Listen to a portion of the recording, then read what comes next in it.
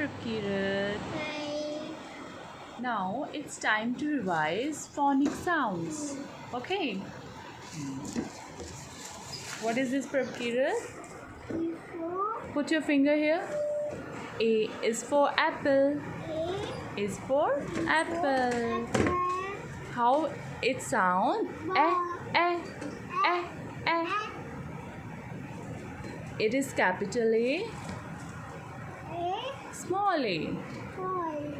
Big A, small a. Now I'm telling you, Prabkirat, now I'm telling you a story related to cap A. Here is Annie.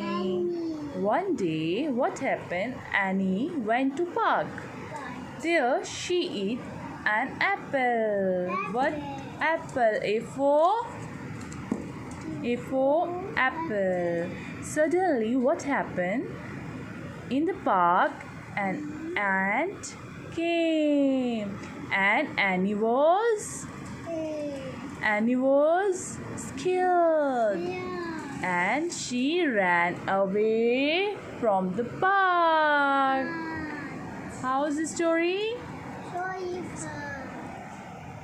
Great.